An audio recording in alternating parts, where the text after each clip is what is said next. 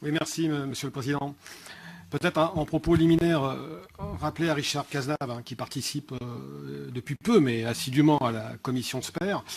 lequel s'interroge donc sur le rôle à jouer de la métropole en matière de réseau de chaleur, que ce rôle est bien essentiel, puisque la métropole est compétente en matière d'énergie et autorité organisatrice. Quant au prix de l'énergie, les remarques de Richard Cazenave valent pour tous les types d'énergie. C'est pourquoi un prix du kilowattheure est proposé par tous les concessionnaires, sans exception, sur le marché de l'énergie, ce qui permet aux consommateurs de choisir en toute liberté. Et enfin, le classement est un élément essentiel en matière de développement et de densification d'un réseau de chaleur, mais ça je pense que Richard Cazenave le sait. Il permet de fidéliser les clients et sera une brique de notre futur PLUI, lequel devra s'appuyer sur la cartographie énergétique de nos territoires afin d'évaluer les zones de production et de consommation, données indispensables à la programmation et au développement des infrastructures. La loi de transition énergétique pour la croissance verte aborde de nombreux domaines, sur la gouvernance, le logement, les transports, les énergies renouvelables. Afin de limiter les émissions de gaz à effet de serre et parvenir à une transition énergétique, l'État a doté les métropoles d'une série d'outils, programmation pluriannuelle de l'énergie, stratégie bas carbone, comité de gestion de la contribution au service public de l'énergie et bien d'autres dispositifs.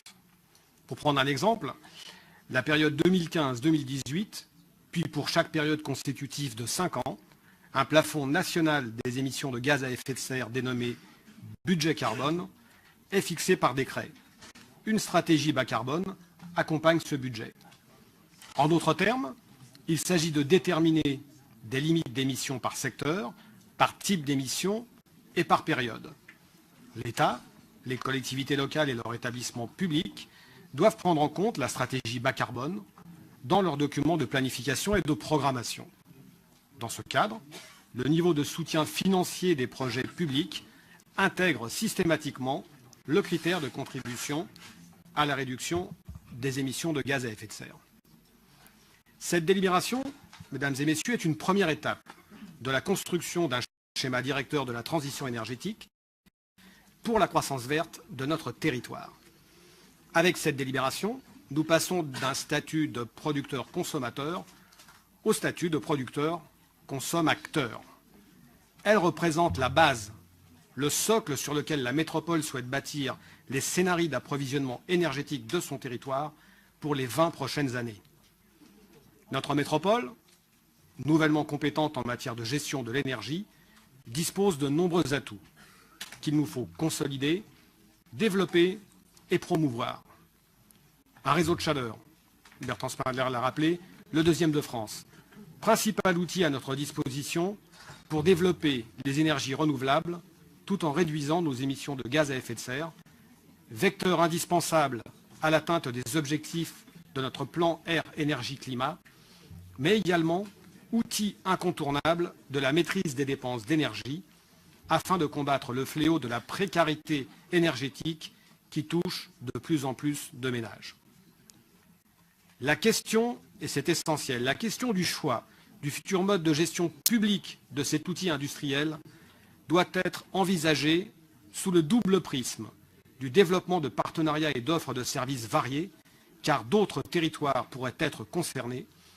et des évolutions institutionnelles en matière de gestion des déchets, et Georges Oudjaoudi l'a rappelé,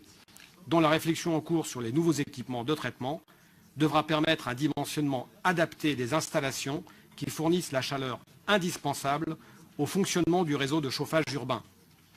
Nous sommes face à des décisions qui vont impacter durablement la question de la maîtrise de l'énergie dans nos territoires pour les décennies à venir. Le développement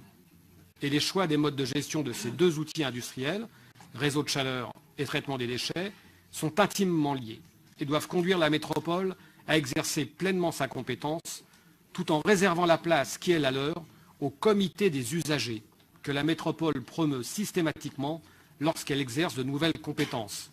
confère l'exercice de la compétence eau potable. Un autre atout dont va bientôt disposer la métropole est la régie de gaz et d'électricité de Grenoble, GEG. Rappelons que la loi de 1946 avait conduit à la création de EDF et GDF et que 5% des entreprises françaises on prendra pour exemple GEG, Bordeaux, Strasbourg,